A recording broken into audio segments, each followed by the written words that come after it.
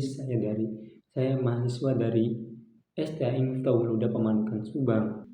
Baik, di video saya kali ini saya akan menjelaskan tentang teori-teori belajar yang dengan dosen pengampu Muhammad Radzandra MPD. Baik, langsung saja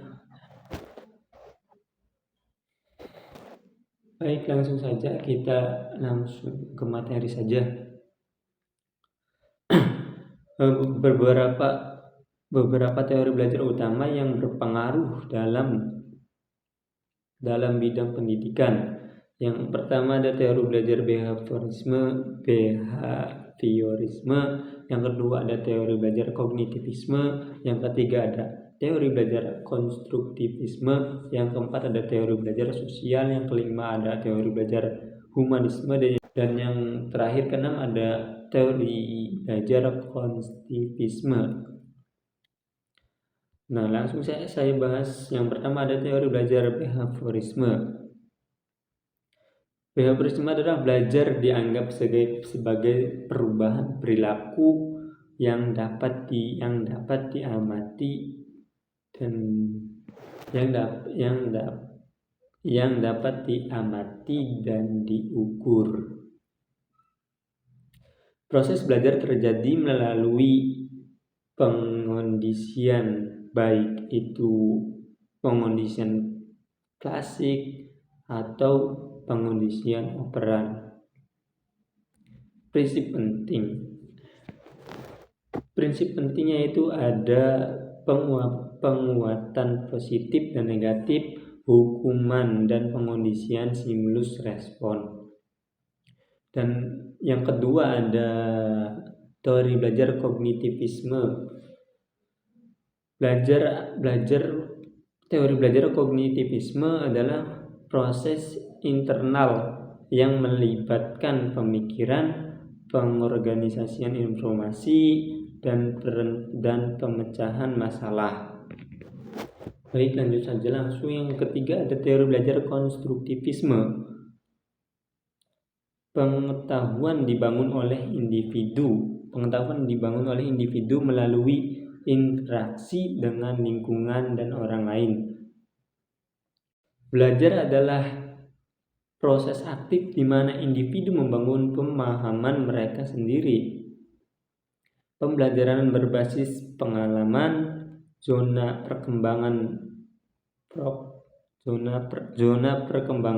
proksimal, dan kolaborasi sosial. Lanjut, yang keempat ada teori belajar sosial.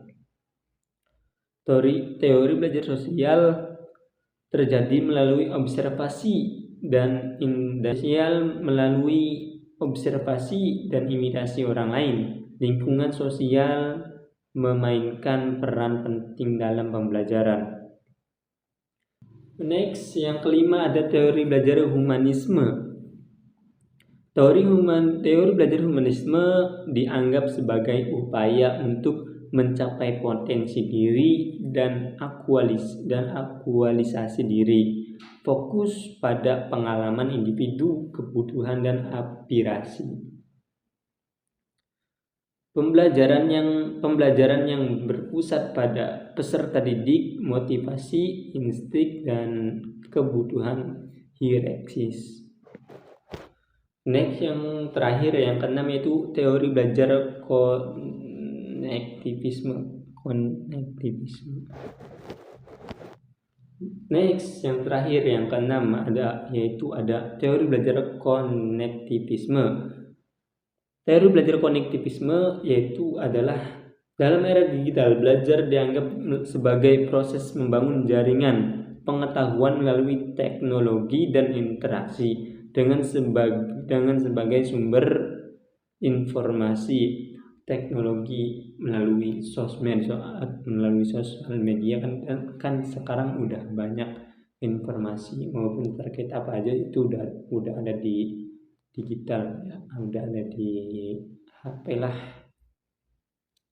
Setiap teori memiliki pendekatan dan metode yang berbeda dalam memahami bagaimana manusia belajar. Pendekatan yang digunakan untuk pembelajaran,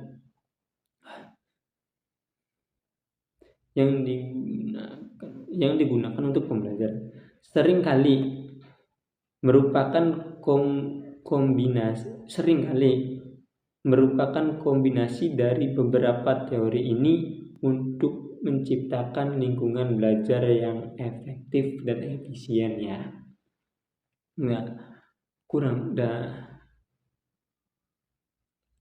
Baik, pemahaman saya tentang teori-teori belajar kali ini mungkin cukup segitu saja.